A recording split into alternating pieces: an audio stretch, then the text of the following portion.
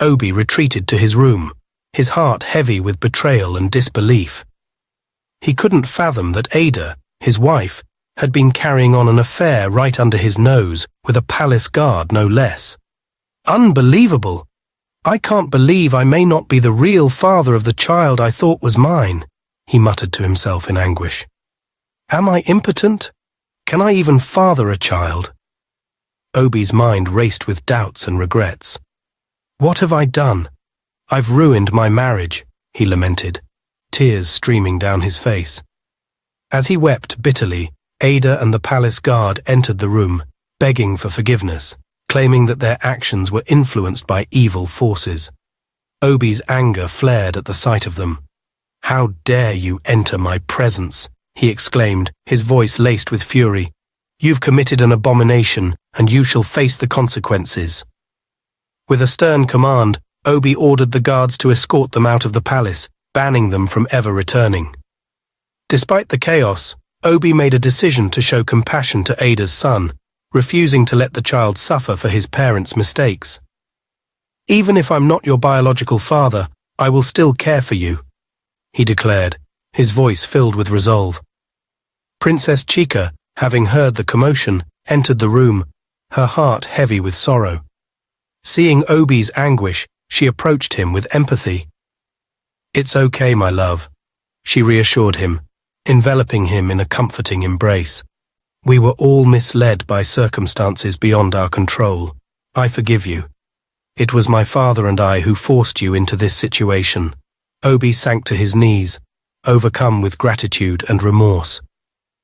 Thank you, my darling wife, he whispered, tears of relief and gratitude streaming down his cheeks. I promise to make things right, to cherish and honor you forever. Chica smiled, her heart swelling with love and forgiveness, as they embraced, united once more in the face of adversity. The next day, as the sun peeked through the clouds, Chica found herself with a question nagging at her mind. She approached Obi cautiously, unsure of how he would respond. Obi, she began softly, why did you choose to keep Ada's child, even though he isn't yours? Obi paused, considering her question carefully before responding. Chica, he said gently, though the child may not be mine by blood, I've grown to love him. He's innocent in all of this, and I couldn't bear to separate him from his only family. Chica nodded, understanding his perspective, but another concern weighed on her mind. But Obi, she continued, what if the father comes back to take his son away from us? Obi's expression softened as he reached for her hand. Don't worry, Chica, he reassured her. He won't try that. I'll make sure the child is safe and loved, just like any father would. Chica smiled gratefully, comforted by Obi's words. Thank you, Obi, she said, feeling reassured by his unwavering commitment. Several months had passed since Ada and the guard left the palace. Then, with a hopeful tone, Chica approached King Obi, her eyes filled with determination. My dear husband, please, I want to ask you something. Please don't say no, she began, her voice gentle yet firm. You know I would do anything for you, my love, Obi said. Please, I beg of you. Let's forgive and forget what your brother Chuka and my sister Princess Amaka did to you. Please release them from prison. They've spent years there now. Please forgive them, my darling husband. Obi's expression darkened as he listened, his anger rising at the mention of his brother's name. No, my wife, that's not possible, he retorted, his voice laced with fury. Do you know how many times my parents have begged me to forgive them, even your father? But I refused. Have you forgotten how Chuka tried to kill me several times? No, sweetheart, it won't happen. Not now, not ever. Princess Chica nodded, understanding the depth of Obi's pain, yet she couldn't shake the desire for reconciliation. I understand everything, my love. I, too, have suffered from his wickedness. I remember everything, she said softly, her hand gently massaging her husband's shoulder. But please, let bygones be bygones. Let's forgive and forget. Obi sighed heavily, the weight of his decision evident in his troubled gaze. "It's going to be hard, my dear wife. I will have to think about it," he admitted, his voice tinged with uncertainty. As the days passed, Chika's plea weighed heavily on Obi's mind. He found himself torn between his deep-seated anger and his wife's heartfelt request. Finally, one evening, as they sat together in the quiet of their chambers, Obi turned to Chika with a softened expression. "My dear wife," he began, his voice gentler now, "I've thought long and hard about your request. While I cannot erase the pain of the past, I understand your desire for peace." Chika's eyes brightened with hope as she listened intently to her husband's words. "Perhaps it is time to let go of the bitterness that has consumed us," Obi continued, his tone reflective. "If releasing Chuka and Princess Amaka from prison will bring healing to our hearts and unity to our kingdom, then I am willing to consider it." Chika's heart swelled with gratitude as she embraced Obi tightly. "Oh, my dear husband, thank you," she exclaimed, tears of joy glistening in her eyes.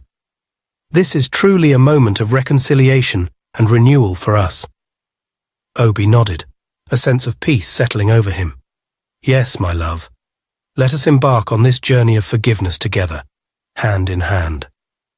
As the news of Obi's decision to release Chuka and Princess Amaka from prison spread throughout the village, the reactions were varied.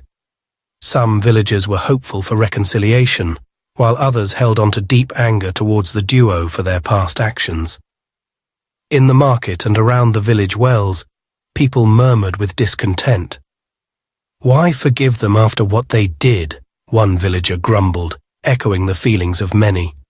"They caused us so much trouble." The memories of Chuka's harsh rule and Princess Amaka's arrogant behavior still haunted the villagers. They remembered the heavy taxes, the hard labor, and the unfair rules that made life difficult. "I won't accept it," declared an older woman, her voice full of anger. "They deserve punishment for what they did to us." When Chuka and Princess Amaka were finally released from prison, escorted by guards, the villagers reacted with cold stares and silence. They were not quick to forgive or forget the past wrongs. Despite Obi's decision to forgive, many villagers remained skeptical and hesitant. Chuka and Princess Amaka, upon their release, approached King Obi, begging for forgiveness, which he graciously granted. They also pleaded with the villagers to forgive them, but not everyone was willing. Some villagers were still angry and refused to let go of their resentment. As a kind gesture, King Obi gave Chuka one of his houses and some land to farm on before they left the palace. The villagers had mixed feelings. Some were still angry, while others wanted peace. But King Obi hoped that forgiving Chuka and giving them a fresh start would help heal the kingdom.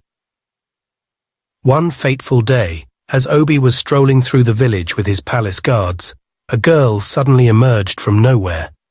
She fell to her knees in front of Obi, tears streaming down her face, begging for help. "Please, Your Majesty, you have to help me," she pleaded. "Some men are after me, and they've killed my family." Obi's heart raced with compassion as he looked into the girl's frightened eyes. Without hesitation, he motioned for his guards to protect her and led her to one of his houses in the village, where she would be safe. Along the way, Obi reassured her, "Don't worry, you're safe now. No harm will come to you under my watch." Once they reached the safety of his home, Obi made sure the girl was comfortable before he set out to investigate the situation further. He called for his trusted advisors and sent word to the village elders to gather information about the men who were after her. Later that evening, Obi returned home to find his wife, Princess Chika, waiting anxiously for him. "My dear husband, what happened?" she asked, concern evident in her voice.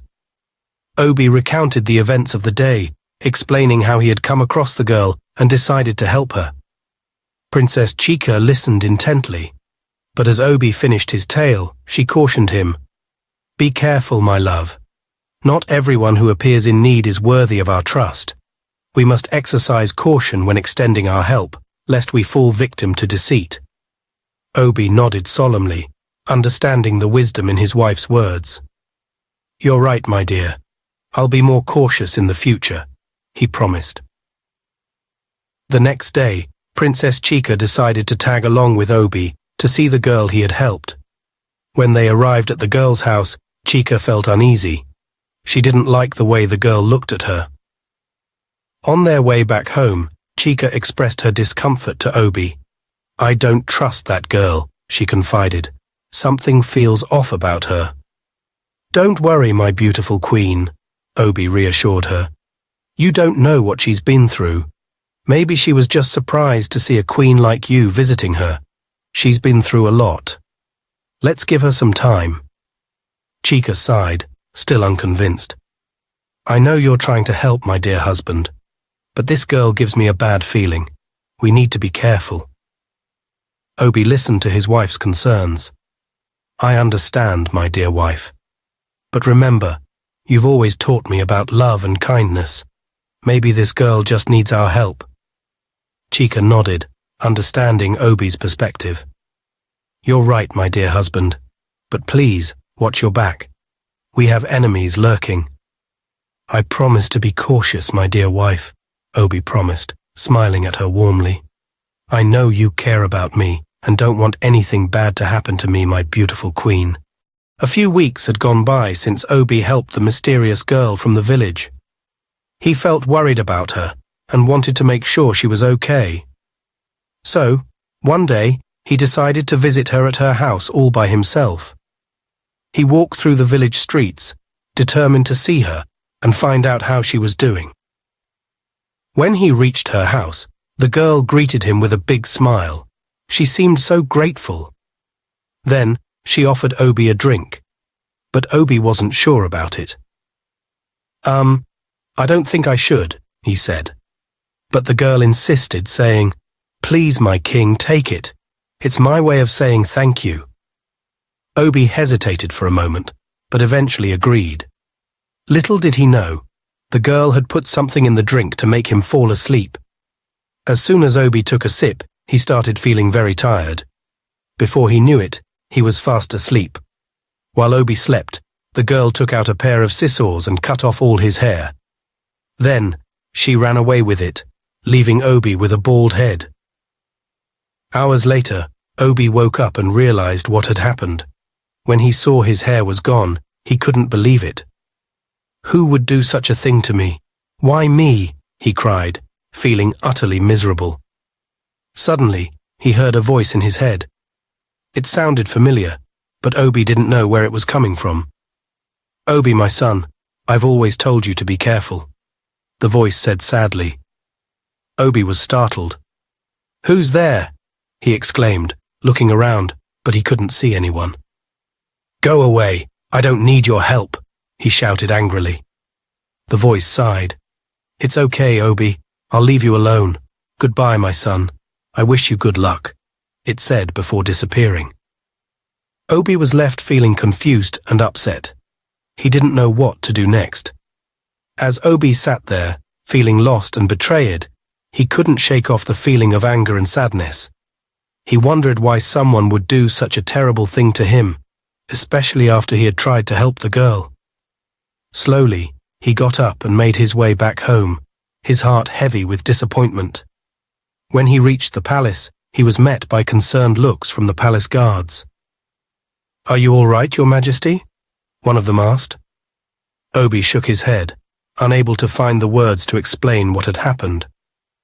"I'll be fine," he muttered, forcing a weak smile. Once inside the palace, Obi went straight to his room.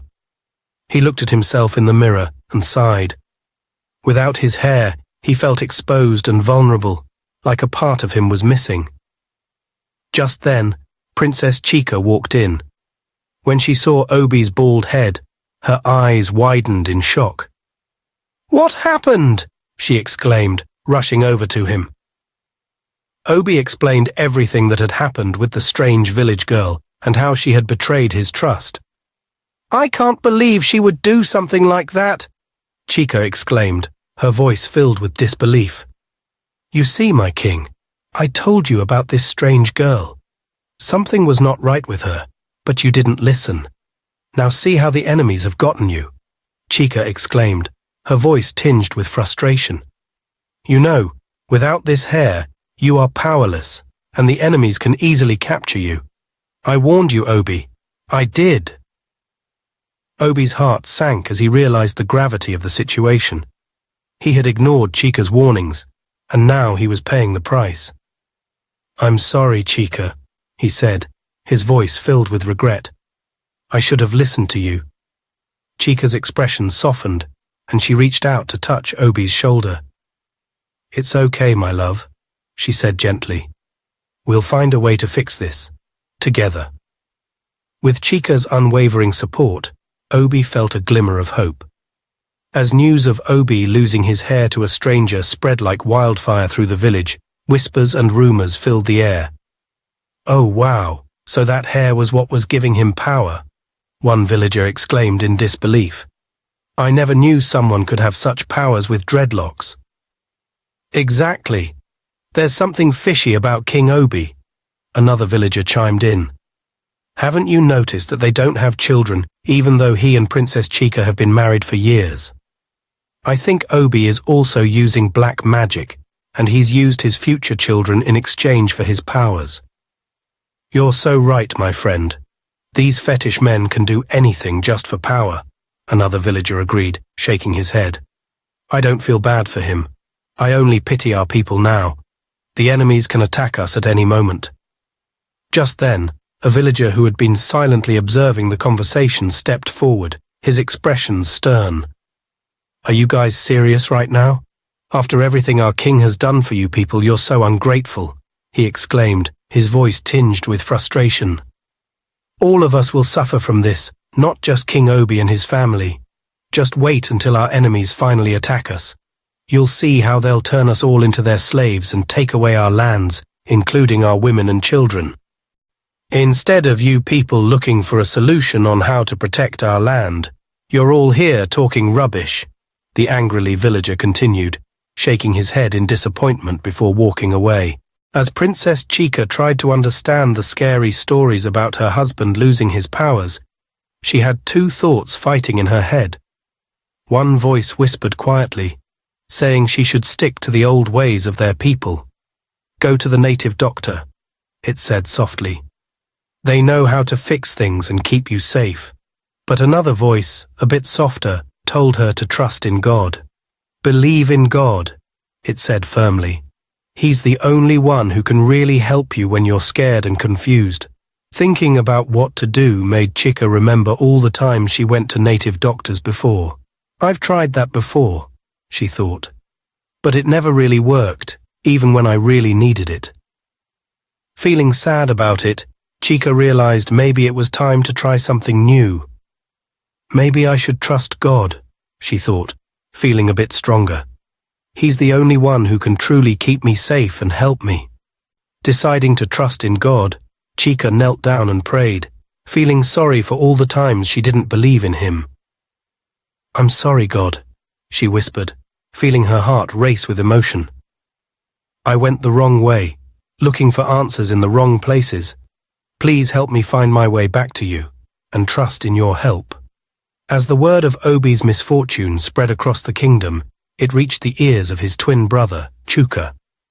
Instantly, a surge of determination filled Chuka's heart, compelling him to hasten to the palace and offer his support. Upon finding Obi distressed, Chuka wasted no time, enveloping him in a comforting embrace. "Fear not, dear brother," he exclaimed, his voice brimming with conviction. "We'll get through this together." Listening intently to Obi's recounting of the troubling events, Chuka's concern deepened. "We can't let our enemies win," he declared, his tone resolute. "We must seek counsel from the village chief priest. He holds the key to our kingdom's protection." Obi's spirits lifted at Chuka's suggestion, gratitude shining in his eyes. "Thank you, Chuka. Your unwavering support means the world to me," he said, his voice filled with emotion. Arriving at the sacred abode of the chief priest, they were met with solemn reverence and ancient wisdom. With humility, they sought the priest's guidance, knowing their fate rested in his hands. After a profound discussion, the chief priest revealed rituals and ceremonies to bestow the power they sought. Renewed in purpose, the brothers vowed to follow his teachings, ready to face any challenge. Leaving the sanctuary, their hearts ablaze with purpose, Obi and Chuka embraced their shared journey, knowing they would emerge victorious against any adversary. As Obi and Chuka returned from the house of the chief priest, a sense of anticipation filled the air. With the sacred medicine clutched tightly in his hands, Obi prepared to administer it, his brow furrowed in concentration. But just as he was about to proceed, the door creaked open, revealing Princess Chica standing in the threshold. Her expression was one of concern, her eyes wide with apprehension. "Oh no, my husband, please don't do that," she exclaimed, her voice filled with worry. "We agreed never to resort to our old ways." Obi's shoulders sagged in resignation as he met his wife's gaze. My wife. I know," he murmured, his tone tinged with regret. But it was Chuka who suggested seeking help from the village chief priest. "I was only trying to protect our family and our people." Chica's features softened as she listened to her husband's explanation. "I understand, my husband," she replied, her voice gentle. "You were just trying to do what you thought was best." Taking a deep breath, she placed a reassuring hand on Obi's arm. "But there is another way," she continued, her eyes shining with conviction. "Let us turn to prayer. There is nothing that God cannot do." Obi's gaze softened as he looked upon his wife, gratitude filling his heart. "Thank you, my dear wife," he said, his voice filled with love. "You are right. We shall place our trust in God's hands." With a sense of peace settling over them, the family gathered together in prayer, their hearts united in faith and hope for a brighter future. As Chuka returned home, he found his wife, Princess Amaka, awaiting him with a mixture of curiosity and frustration evident in her expression. Without hesitation, he shared with her the details of his journey with his brother Obi to seek counsel from the village chief priest. "Why, my dear husband? Why do you always feel the need to protect your brother?" Amaka questioned, her voice laced with bitterness. "He's the one who stripped us of everything we had. Look at where we are now, reduced to mere farmers. Can you even imagine?" Chuka sighed, feeling the weight of her words bearing down on him. "Amaka, not this again," he responded wearily. "Do you plan to hold on to this resentment forever? Haven't we suffered enough? I thought you would have moved past this by now." "Why should I move past it?" Amaka shot back, her anger boiling over. "Did you just mention God?" he questioned, his brow furrowed in disbelief. "So you know or believe in him?" "Oh, wow, Amaka, my dear wife. You shouldn't be calling on God's name when we both know you don't believe in him," Chuka exclaimed, surprised by Amaka's sudden invocation. Amaka's face turned serious, and she replied sharply, "Are you serious right now?" As Chuka tried to explain, Amaka kept on, saying, "You always have a problem with Obi and Chica. You pretend to care, but you don't." Chuka felt upset by her words. "That's not true. I really do care about them," he insisted, feeling hurt. But Amaka didn't back down. "You're just jealous. Admit it, Chuka. You wish you were in Obi's position," she accused, her voice firm. Feeling sad and misunderstood, Chuka watched as Amaka walked away, leaving him with a heavy heart and a lot to think about. Soon words reached Obi that the person responsible for the strange girl cutting off his hair was none other than the palace guard, the very one caught with his second wife, Princess Adaku. Shock and disbelief washed over Obi as he processed this betrayal. "The guard I caught with Adaku. How could he do this?" Obi exclaimed, his voice filled with a mix of anger and disbelief. "After everything I've done for him." But as the story unfolded, Obi learned that the guard's animosity ran deeper than he had imagined. It turned out that the guard's son had been seized by Obi for his misdeeds, and despite the guard's pleas, Obi had refused to release his boy. "He's seeking revenge because I seized his son," Obi realized, his anger simmering beneath the surface. And to think he would stoop to such lows. But the betrayal didn't end there. It was revealed that the palace guards had connived with Prince Obinna, who harbored his own grudge against Obi. Furious that Obi had left his village without seeking his permission, Prince Obinna saw an opportunity for retribution. And, to make matters worse, Obi had chased Princess Adaku out of his palace.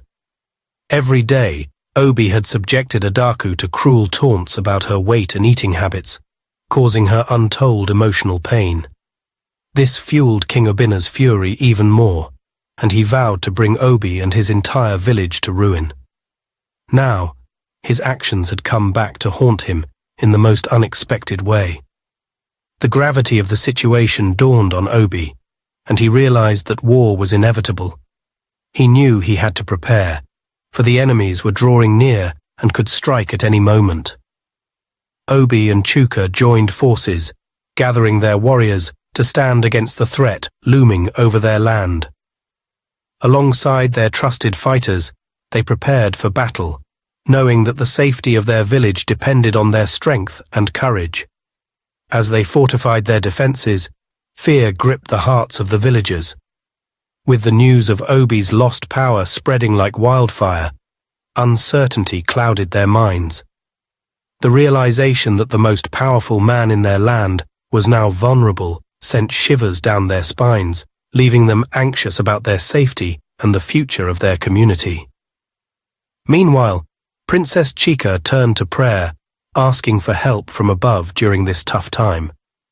With each prayer, she felt stronger, knowing that faith would guide them through the tough times ahead. Days passed, and tensions kept rising as the enemy got closer and closer. But Obi didn't back down. He stood tall, ready to protect his kingdom with all his might. Obi and Chuka, along with their brave warriors, stood united against King Obinna's advancing army. With determination and courage, they faced their foes on the battlefield, ready to defend their land at all costs. In the midst of the chaos of war, Obi and Chuka fought side by side, their warriors rallying behind them. Together, they pushed back the enemy forces, driving them back with each striker. In a decisive battle, Obi and Chuka emerged victorious, their enemies defeated and their kingdom secured. With their combined strength, they overcame King Obinna and his warriors, reclaiming their lands and seizing their properties. As the dust settled and the sounds of battle faded, Obi and Chuka stood triumphant, their victory a testament to their unity and bravery in the face of adversity. After their triumphant return, joy filled the hearts of the villagers as they celebrated their hard-won victory. With cheers and laughter echoing through the streets, they gathered at the king's palace to revel in their success. As the festivities reached their peak, Princess Chika approached her husband, her eyes shining with pride and gratitude. "See, my love, this is why I always say we should trust in God for everything in life," she remarked, her voice filled with conviction. "He is always there to provide and protect us." Obi nodded, his gaze softening as he looked upon his beloved wife. "Yes, my dear wife, you're right," he agreed, reaching out to take her hand. "Thank you for all that you do for our family. I love you more than words can express, my beautiful queen." With smiles of contentment, they hugged tightly, ready to face any challenge ahead with their strong bond and unbreakable faith. When Chuka returned home after the celebration, Princess Amaka's scolding greeted him like a storm. She criticized him for being his younger brother's servant and reminded him of Obi's failure to acknowledge his efforts in the war. Obi didn't even thank you or share the glory, she exclaimed angrily. He's getting richer while we're getting poorer. Wake up, Chuka. Wake up and open your eyes. Princess Amaka shouted, her voice echoing in the room. Chuka's anger flared at her accusations. Are you really serious right now, Amaka? He retorted, his voice rising in frustration. We just survived a war, and all you care about is wealth? You must be really foolish, Chuka shouted back, feeling the weight of her words pressing down on him. Realizing her mistake, Amaka attempted to apologize, but Chuka's fury burned too brightly. I don't want to hear it, he snapped, his voice cutting through the tension like a knife. Without another word, he stormed out of the house, seeking solace in the tranquility of Obi's palace. As Chuka walked into the palace, he headed straight for the courtyard to clear his mind. There, he found a peaceful spot to sit and think about his life. Across the courtyard, Obi noticed Chuka sitting alone, deep in thought. Sensing his brother's sadness, Obi decided to join him, hoping to offer some comfort. What's wrong, brother? Obi asked, noticing the troubled look on Chuka's face. Chuka sighed deeply, feeling some of his frustration ease with Obi's caring presence. It's Amaka, he admitted, his voice filled with frustration. She's always comparing us to you and blaming me for everything. Listening intently, Obi nodded sympathetically. I'm sorry you have to deal with that, Chuka, he said sincerely, reaching out to pat his brother's shoulder in a reassuring gesture. But know that I appreciate everything you've done for me and our kingdom. Chuka's expression softened at Obi's words, feeling a sense of gratitude wash over him. Thank you, Obi, he said softly, his voice tinged with emotion. I really needed to hear that. Actually, I was just about to send for you, Obi confessed, a smile playing on his lips as he watched Chuka's reaction. But I'm glad you're here now. Chuka's eyes widened in surprise, his heart racing with anticipation. For me? He asked incredulously. Obi nodded, his smile widening. Yes, for you, he confirmed, gesturing towards the gift he had prepared. I've decided to give you half of King Abina's village, as a token of my appreciation for your loyalty and bravery.